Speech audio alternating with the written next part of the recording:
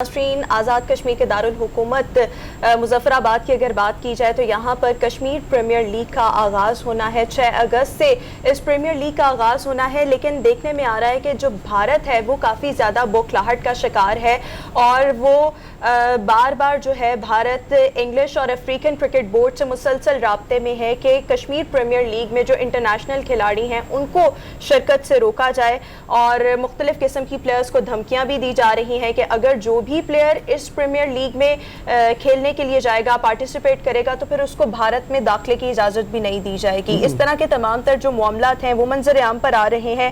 وجہ کیا ہے اس پر ہم بات کریں گے۔ سابق چیئرمین پی سی بی خالد محمود صاحب ابھی ہمیں شو میں جوائن کر رہے ہیں۔ خالد صاحب بہت شکریہ، آپ نے گڈ مارننگ پبلک کے لیے وقت نکالا۔ سر، بھارت کی جو بوکھلاہٹ ہے وہ عیاں ہے، سب کے سامنے ہے۔ کبھی بھارت انگلش کرکٹ بورڈ کے پاس جا رہا ہے، کبھی افریقن کرکٹ بورڈ کے پاس جا رہا ہے کہ جی پلیئرز کو روکا جائے، ڈائریکٹ پلیئرز کو بھی دھمکیاں دی جا رہی ہیں۔ آپ کو کیا لگتا ہے بھارت ایسے اوچھے ہتھ کنڈے جو ہیں وہ کیوں استعمال کر رہا ہے، اور اس بوکھلاہٹ کی وجہ آپ کو کیا نظر آتی ہے؟ بہت شکریہ، آپ نے مجھے اپنے پروگرام میں شرکت کی دعوت دی۔ تو بھارت جو ہے وہ بہت شروع سے ہی اس قسم کی خراب اور اوچھے ہتھ کنڈوں کا عادی ہے۔ یہ آج کی بات نہیں ہے، بلکہ مزید اگر آپ تاریخ میں چلے جائیں تو ہندو قوم جو ہے ان کی ذہنیت ہی ایسی ہے، وہ سوائے اپنے کسی اور کا وجود برداشت نہیں کر سکتے۔ جو کہ آپ کے پروگرام میں وقت کم ہوگا، میں چھوٹی سی مثال دوں گا کہ بدھ مت جو ہے وہ بھارت میں اس کا جنم ہوا اور وہ دوسرے ملکوں میں چلا گیا۔ بھارت میں کوئی نام ہی نہیں اس کا، جین مت کی یہی کیفیت ہے۔ اسلام کے ساتھ بھی انہوں نے یہ کوشش کی، لیکن اللہ تعالیٰ کی مہربانی سے ناکام ہو گئے۔ اب وہاں پہ ایک انتہائی متشدد اور غلط ذہنیت کی حکومت ہے، بی جے پی کے آر ایس ایس کا سارا اس کے پیچھے اثر رسوخ ہے۔ تو اب ان کی سوچ اس سے پہلے سے بھی زیادہ خراب ہو چکی ہے، اور وہ اس وجہ سے جو کچھ کر رہے ہیں، آپ نے دیکھا کہ ہمارے ساتھ وہ دو طرفہ کوئی بھی معاملات نہیں کر رہے، بلکہ مجھے اپنے زمانے کی باتیں یاد آ رہی ہیں کہ جب 1998-99 میں ہماری ٹیم نے دورہ کرنا تھا اس ملک کا، بھارت کا، اور یہ دورہ طے شدہ تھا، تو انہوں نے ہر طریقے سے ہمیں پریشان کرنے کی کوشش کی۔ وہ جو بمبئی میں ان کا ہیڈ کوارٹر ہے، وینکٹے اسٹیڈیم میں، اس کو انہوں نے سارا توڑ پھوڑ ڈالا۔ پھر فیروز شاہ کوٹلہ گراؤنڈ ہے دلی میں، اس وکٹ کو اکھاڑ دیا تاکہ یہاں پہ میچ ہی نہ ہو سکے۔ پھر کلکتہ میں جا کے ان کے جو اس وقت کے آجانی تھے اہلکار جگموہن ڈالمیا، ان کے گھر میں حملہ کرتے، یعنی اس قسم کی حرکتوں سے بھی وہ لوگ اتر آتے ہیں۔ اور اب دیکھیں گے کہ اگر کشمیر میں ہم آگے بڑھتے ہیں اور کوشش کرتے ہیں تو اور مزید اس قسم کی حرکتیں شروع ہو جائیں گی، اقلیتوں پہ حملے ہوں گے، مسلمانوں کا جینا دوبر ہو جائے گا۔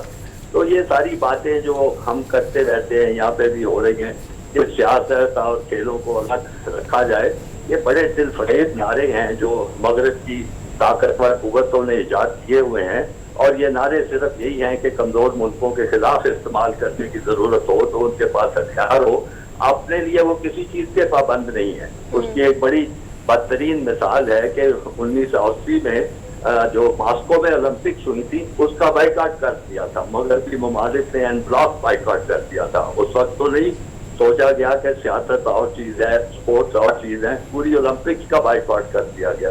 اس کے علاوہ بھی اور بہت سی مثالیں بھی دی جا سکتی ہیں۔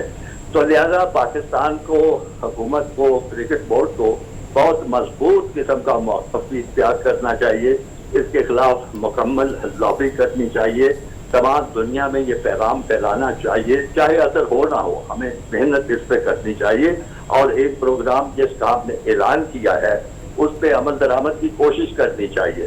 اگر وہ کچھ ملکوں کو روک رہے ہیں تو روکتے رہیں، بہت سے اور بھی ملک ہیں ان کے کھلاڑی بھی آ سکتے ہیں، ٹیسٹ ممالک نہ ہوں تو ایسوسیٹ ممالک ہیں ان کے کھلاڑی لا سکتے، مطلب اس کی بین الاقوامی نوعیت ہونی چاہیے، اس ٹورنامنٹ کی کوشش کرنی چاہیے، اور پاکستان کو اب اس سے پیچھے نہیں ہٹنا چاہیے۔ جی خالد صاحب، ہمارے ساتھ ہرمیت سنگھ ہمارے ساتھی موجود ہیں۔ جی ہرمیت۔ خالد محمود صاحب بہت شکریہ، آپ پروگرام میں آئے۔ آپ نے ایک بات کی کہ ہندوستان جو ریلیجن جو چیزیں ہیں مذہبی چیزوں کو کھیل اور ثقافت کے حوالے سے نہیں ان کرنا چاہیے. آپ نے ایک لفظ استعمال کیا ہندو قوم بڑی یہ لفظ بڑا نارمل استعمال کیا جاتا ہے. ہمارے یہاں بھی کچھ 80 لاکھ ہندو بھائی ہمارے ساتھ رہتے ہیں, تو اچھا نہ ہوتا کہ اگر آپ لفظ استعمال کرتے کہ ہندوستان یا بی جے پی کی پالیسیاں, تو بہت اچھی بات ہوتی. اچھا سر, آپ نے جس طرح بات کی, اب کیا کرنا ہوگا, کون سی حکمت عملی اپنانا ہوگی ہماری پاکستانی ٹیم کو, پی سی بی کو, پاکستان سپورٹ بورڈ کو, کہ ہم اس طرح کے جو معاملات ہو رہے ہیں اس سے اسی طرح نمٹ سکے, کیونکہ ابھی تک ہماری جو کمزوریاں ہیں وہ برقرار ہیں, چاہے ہمارے ٹیم کے حوالے سے ہو یا ہمارے جو سپورٹس بورڈز ہیں وہ بھی اسی طرح ناکام دکھائی دے رہے ہیں انٹرنیشنل سطح پہ. کیا وجوہات ہے اس کی؟ بہت شکریہ. میں نے آپ کا جو ابتدائی اعتراض بھی سنا ہے. میں جو کہ تاریخ کا طالب علم ہوں تو میں اس چیز کا حوالہ دے رہا تھا. دراصل ہر قوموں میں اچھے لوگ بھی ہوتے ہیں اور ایسے لوگ ہوتے ہیں جو نہیں اچھے ہوتے. بہرحال اگر میں نے کوئی ایسی چیز کہی ہے جس سے آپ کو یا کسی اور کو اس کی دل آزاری ہوئی ہے تو وہ لفظ آپ سمجھے کہ میں واپس دے رہا ہوں. باقی آپ نے کرکٹ کی بات کی ہے. میں عرض کر رہا ہوں کہ ہمیں بین الاقوامی سطح پہ جس حد تک ممکن ہو اس پہ احتجاج بھی کرنا چاہیے, جس حد تک ممکن ہو اس کے لیے لابی کرنی چاہیے. لیکن بڑی مصیبت ہے اگر آپ آئی سی سی کے سیاست کو سمجھتے ہیں. کسی زمانے میں آپ کو یاد ہوگا کہ بگ 3 کا ایک شوشہ چھوڑا گیا تھا, اس پہ عمل بھی ہو رہا ہے. یعنی آسٹریلیا, انگلینڈ اور انڈیا, یہ تینوں ممالک پوری طرح چھائے ہوئے ہیں آئی سی سی پہ, اور جس طرح چاہتے ہیں وہ فیصلے کروا لیتے ہیں. اب اصولی طور پہ پاکستان کو یہ موقف جو ہے, یہ معاملہ جو ہے آئی سی سی کے پاس لے کے جانا چاہیے. ان کی اسپیشل میٹنگ, ایمرجنسی میٹنگ کا مطالبہ کرنا چاہیے اور وہاں پہ یہ رکھنا چاہیے. میرا خیال نہیں یہ ایسا کر سکیں گے کیونکہ اس کے لیے بھی کافی محنت کی ضرورت ہوگی. بہرحال ایک چیز ہم ضرور کر سکتے ہیں کہ ایک پروگرام چونکہ ہم نے ترتیب دیا ہے, ہم تمام جو ٹیسٹ کھیلنے والے ممالک ہیں ان کے پاس کرکٹ بورڈ کو چاہیے اپنے نمائندگان کو بھیجے, ان کو پوری چیز جو ہے وہ بتائے کہ یہ ہمارا مقصد ہے. ہم ایک ہمارا پسماندہ ایک علاقہ ہے جس میں ہم کرکٹ کو فروغ دینا چاہتے ہیں, اور اس کے لیے ہم نے پروگرام شروع کیا ہے اور ان سے مدد مانگی جائے. اور اگر ہم اپنا کیس اچھی طرح پیش کریں گے تو مجھے امید ہے کہ کوئی نہ کوئی ملک تو ہماری سنے گا, نہ کہیں تو بات بن جائے گی. اچھا خالد صاحب, جو میرے پاس خبر ہے اس کے تحت تو یہ ہے کہ پی سی بی نے یا کشمیر کمیٹی جو بھی ہے جنہوں نے یہ آرگنائز کیا ہے میچ, انہوں نے غیر ملکی کھلاڑیوں کے نام واپس لے لیے ہیں اور یہ کہا ہے کہ اب ہم مقامی پلیئرز ہی کے ساتھ یہ ٹورنامنٹ کروائیں گے. تو یہ تو پہلے ہی بیک سٹیپ ہو گیا. یہ چیز میرے خیال میں ٹھیک نہیں ہے. انہوں نے جن کھلاڑیوں سے رابطہ کیا تھا, کوئی کھلاڑی کھیلنے کو تیار ہے تو پھر تو ان کے نام واپس لینے کی ضرورت نہیں ہے. لیکن اگر تمام کھلاڑیوں نے خود ہی انکار کر دیا ہے تو پھر یہ بھی صورتحال جو ہے وہ پبلک کے سامنے لانی چاہیے. اس کا تذکرہ ہونا چاہیے کہ جی فلاں کھلاڑی جو تھے انہوں نے آمادگی ظاہر کی تھی, لیکن بھارتی دباؤ ہو یا جو بھی آپ اس کو کہہ لیں, اس کی وجہ سے اب وہ نام واپس لے رہے ہیں. تو ہم جو بھی میسر ہیں ہمیں کھلاڑی مقامی, ان کے ساتھ اس ٹورنامنٹ کو آگے چلائیں گے. لیکن خاموشی کے ساتھ پیچھے ہٹ جانا جو ہے میرے خیال میں اچھی حکمت عملی نہیں ہے. ٹھیک ہے خالد صاحب, دیکھنے میں آیا ہے جب بھی ایسے کوئی معاملات ہوتے ہیں آئی سی سی کی جانب سے کبھی پاکستان کا اس انداز میں ساتھ نہیں دیا جاتا جس طرح سے بھارت کا دیا جاتا ہے. اگر اب پی سی بی اپنا مقدمہ آئی سی سی کے سامنے پیش کرتی ہے, متعلقہ فورمز کے سامنے پیش کرتی ہے, آپ کو لگتا ہے اس کا کوئی امپیکٹ ہوگا, کوئی فائدہ ہوگا, آئی سی سی پاکستان کا ساتھ دینے کی کوئی یقین دہانی کروائے گا؟